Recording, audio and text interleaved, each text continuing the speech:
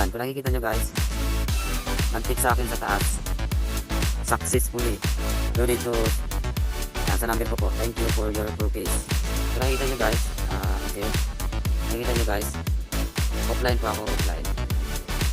Ayan.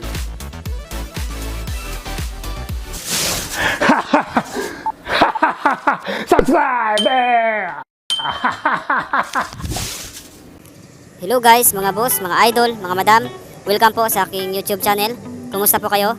Sa vlog pong ito, tuturo ko po kung paano po mag-load ng offline sa inyong mga GCash. Sa mga nakakaalam na po, alam nyo na. Para lang po to sa mga hindi nakakaalam. So, bago po tayo pumunta sa ating pagtuturo kung paano mag-load ng offline, huwag nyo naman pong kalimutan na i-subscribe ako at isama nyo na rin po ang notification bell, yung bell icon, para ma-update po kayo sa tuwing mag-upload ako. Ito po ang aking mga vlog. Ayan. So, pupunta na po tayo sa ating topic. So, sa vlog na ito guys, ituturo ko nga kung paano mag-load ng offline. So, ngayon, ilulod ko po ang aking Globe, ang aking GCash. So, kung nakikita nyo guys, naka-pan po ang aking data. Naka-open po. Naka-open po siya. So ngayon, ang gagawin ko po guys, i-off ko po ang aking data. Ayan, kung nakikita nyo, wala na akong data. So ngayon, pupunta na ngayon tayo sa dito po. Dito sa call. And then, tap po natin yan. Yan, kung dito na po tayo, i-type lang po natin ang *143 number. Pagkatapos po, call po natin. Ito po, i-call. Call po natin sa aking Globe. Yan. Ayan. And then, select po natin yung number 6, GCash. Ayan. 6, GCash.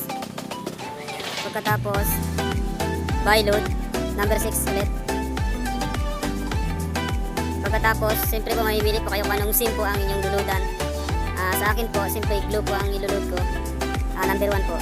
Ayan. And then, bali luludan ko lang po siya ng regular. Number 1, regular. Ayan, tapos 10 lang po ilulod ko sa aking Globe. Kasi walang po, tutorial lang po ito, vlog lang. Number 2, number 10 lang po, 10 lang.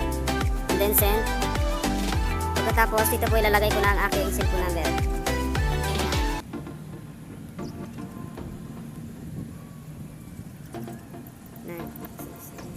Ayan, nalagay ko na aking number, tapos isi-send ko na po.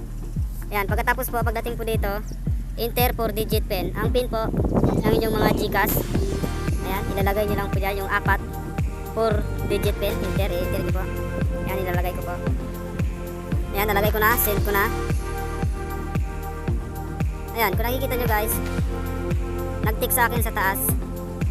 Successfully. Donate to, ayan, sa number ko po. Thank you for your purchase. Kung nakikita nyo guys, okay.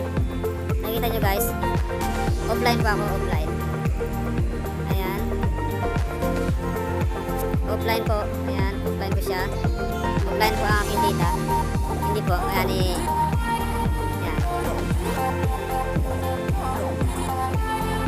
Ayan, tapos dito po sa mga text, dito po sa ilang message, ayan.